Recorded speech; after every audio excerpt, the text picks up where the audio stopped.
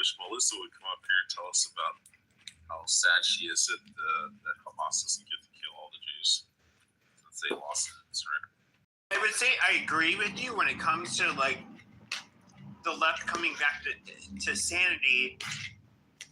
However, what you've also kind of seen happen over the last, 6 or so years is people on the right that were like completely pushed further right. And, it's kind of like, wow, how do we get around this predicament? The unfortunate thing is that the left was like pushing this shit so hard down everybody's throat that they were like thinking like, oh, we'll just make people become more left like us. What they created were basically people that were closer to Nazis. I mean, realistically. I mean, I'm somebody who was called a Nazi and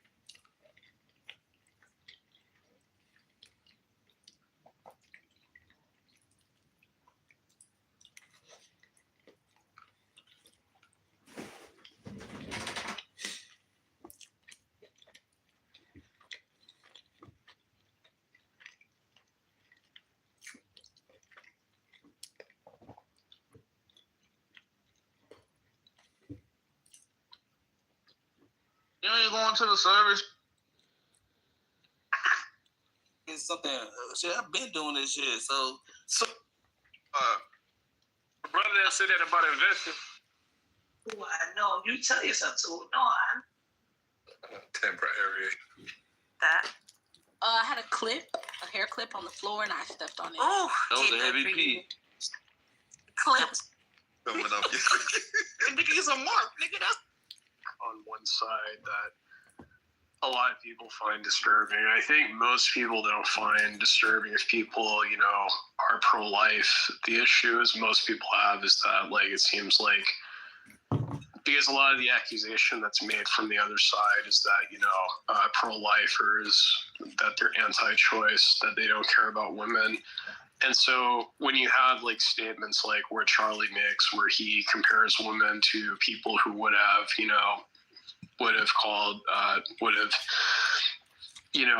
handed over a Jew that they found to a Nazi officer to be something that essentially demonstrates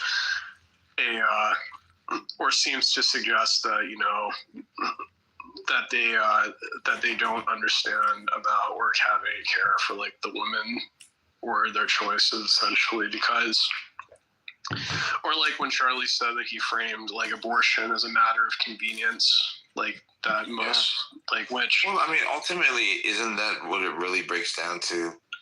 And I think he used. I don't know. I mean, to me, it's I think what a woman goes through with having a child, it's not something that you can just frame as just something that's a matter of convenience. I mean, if a person looks at a pregnancy as inconvenient, wouldn't it be convenient for them to get rid of it?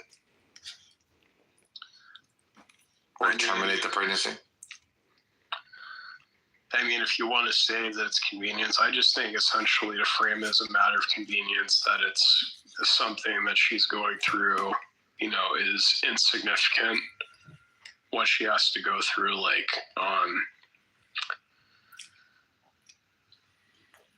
Yeah, I'm just we can always understand the dilemmas that women are in and what we've already described, right? Rape, incest, loss of life. You already spoke to some of the illnesses as far as deformities or mental.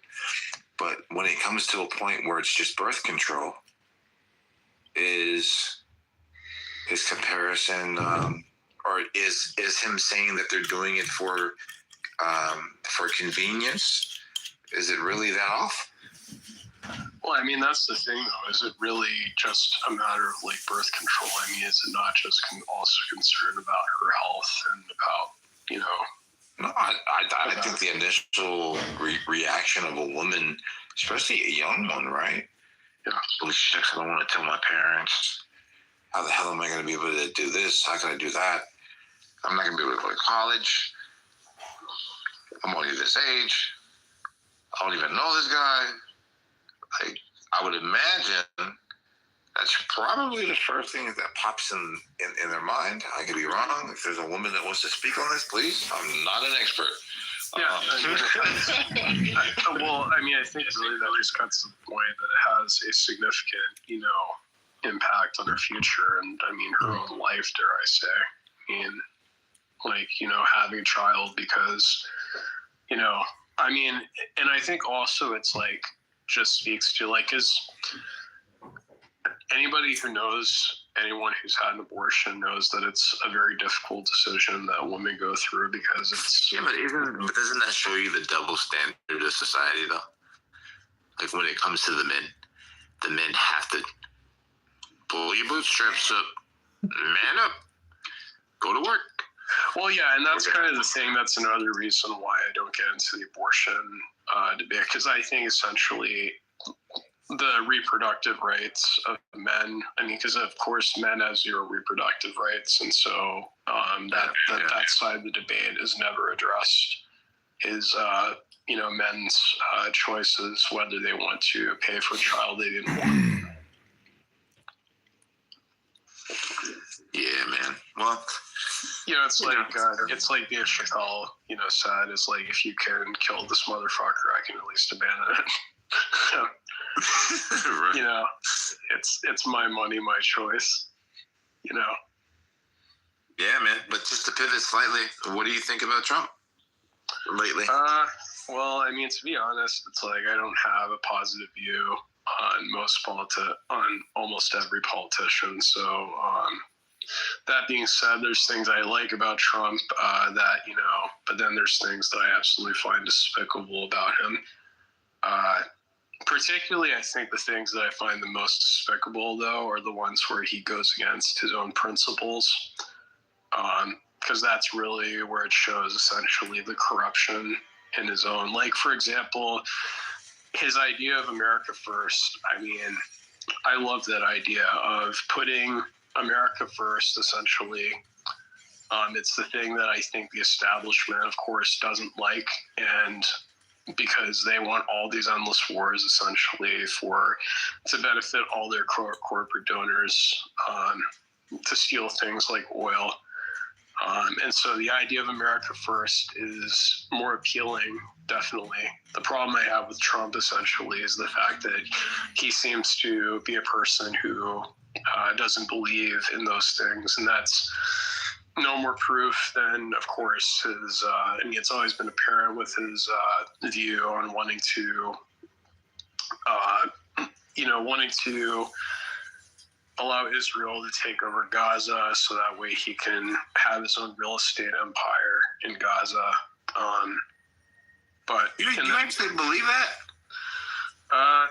No, I don't think. Well, I mean, essentially, it's like I don't see any other reason why Trump would want to have it there. I mean, because he seems to be mostly interested in, you know, business, which is another reason why. I mean, it's like, forget, you know, it's like it's not racism why I'm against MAGA. I mean, I think racism is a problem, but that's not the real reason why I am opposed to MAGA. It's the fact that they think that a billionaire has their best interest. Like, when, to me, it's like, you know, they think that essentially that Trump understands their pain because when thinks that, you know, his father giving a small loan of $1 million is, you know, a pain. Yeah, I think that if you kind of look at it, people are going to have their favorites. $1 million being an investment, I think that what speaks more to his legacy is the ability to build something and then lose it and then get it back. The resilience that he's able to display, like on a high level. I think that when you're plugged in a billionaire and you see America as the country that gave you everything that you have, and now it's a higher level game on a global scale. Now America's now the Trump business brand. So now he gets to use his business savvy in engaging in this game with other countries. And if it's a direct benefit to us or an indirect benefit to us, brought to us by his narcissism and his competitiveness and his savvy and his some questionable moral absence of strategy to win, right? Like it's like owning a share in his stock. We all benefit in a way, right? But like when you said that, that was a talking point, and I see him in a different light. Like he claims to be the best negotiator and this and that. So he says a lot of things. That's what I contend with.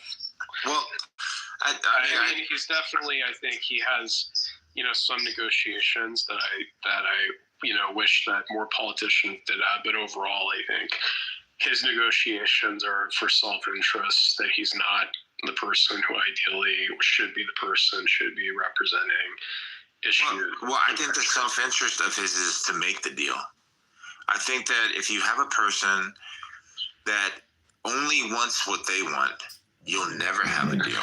And I think that could be a flaw of his as well, because sometimes when you have the hand, you don't really want to compromise anything, right? Like when you have the leverage. And the one thing that I've noticed about him is that he has a strategy that is so simple. He's using the big stack, if I'm going to use a poker game as an analogy here, for leverage. He asks people, what do you want? And what do you want? He creates this equitable deal in his mind, and then he forces both sides to sign the deal by using charm and persuasive tactics to gaslight both of them to believe that this is the best way forward and that they're both winning at the end of it. And that's the car salesman in them. Yeah, exactly. I mean, it's one thing that I think that, Trump is I will say one thing about Trump that he's, it's one of the things that I think why that the left needs. It's like, I mean, it's one of the things I couldn't agree with, a famous guy like the common progressive streamers you get is a lot. There's been push for Jon Stewart to run. No, he's not going to run, but it's like essentially I couldn't agree more is that one of the things about Trump is that, it's kind of difficult to not like to watch the guy because he is a good entertainer, essentially. So it's why I think essentially if the left had something similar with your guys like Jon Stewart, then, there would be an equal playing field. Of course, the Democrats wouldn't want that, though. I don't know what they're going to do.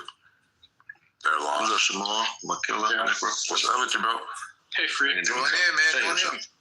Yeah, I'm trying to catch the speed. What do you say both sides get wrong, Necro, since your room? I'm taking that's your claim.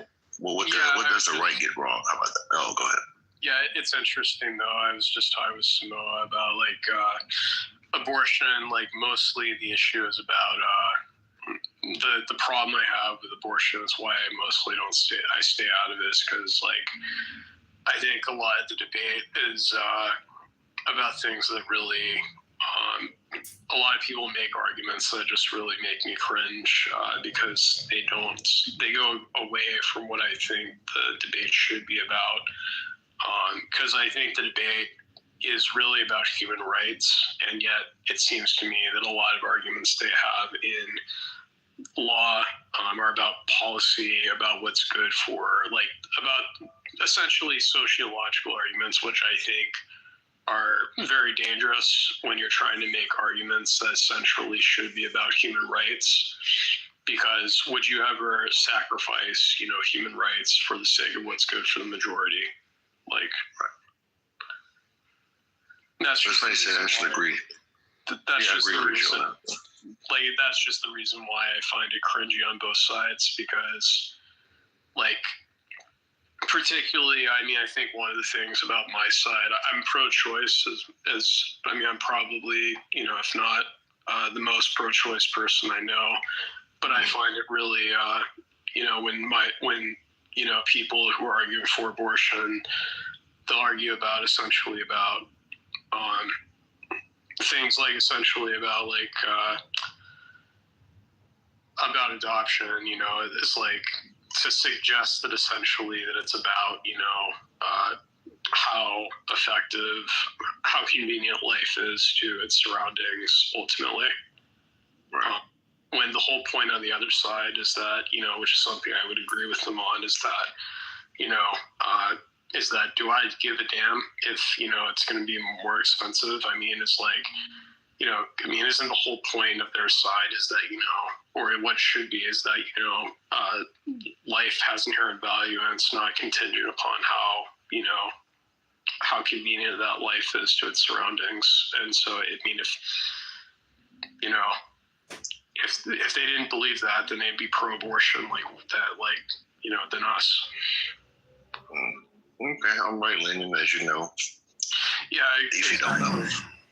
And so, to me, it's kind of like the same thing. It's like, because, I think the same argument that's being made could also be equally applied to people with disabilities. But it's like, we'd be horrified if people who are disabled, would be argued as having less value because of the circumstances of, of their condition, about them being born, or how effective they are to society. Yeah, I definitely agree with the overall sentiment. Like I said, which is ironic, we're on different positions with it. But yeah, I stick to, like I said, the human right aspect of it. And I don't know if you was in a space with Andrew, because they were talking about it. So I don't know if there's a spin-off from that. But I was in there. No. Okay. Oh, that's interesting.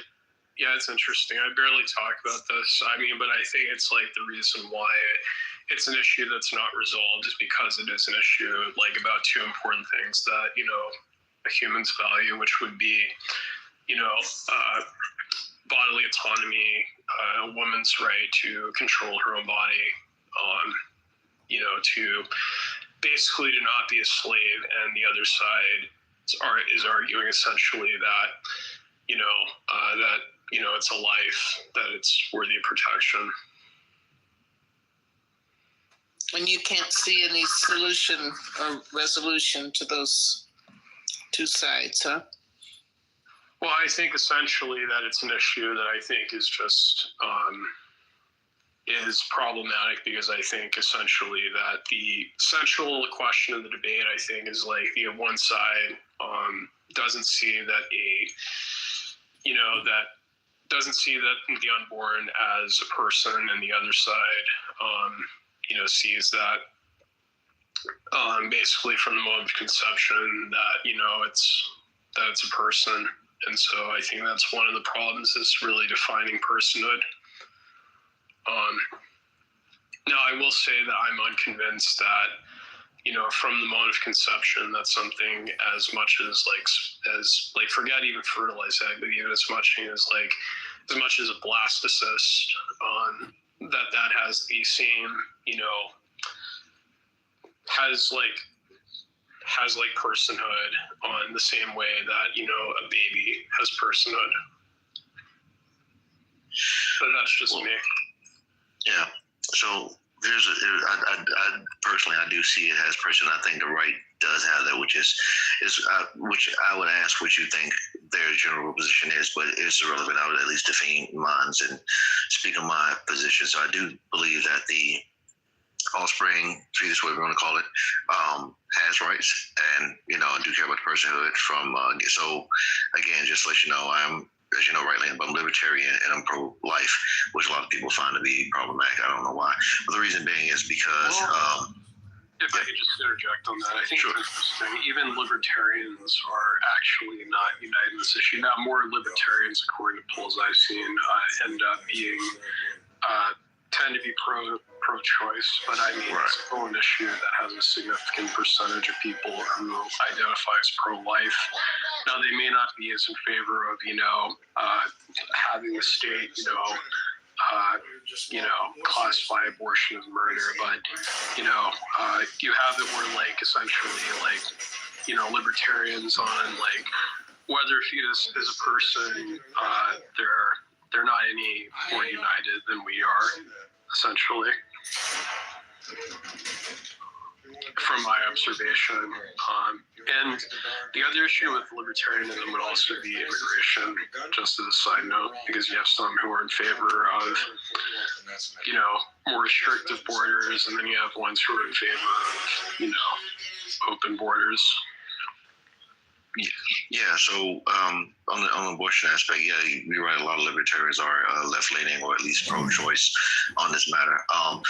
So for me, and I hate to be redundant because I had this long discussion tonight, but I like I said, I care about the human aspect. I do see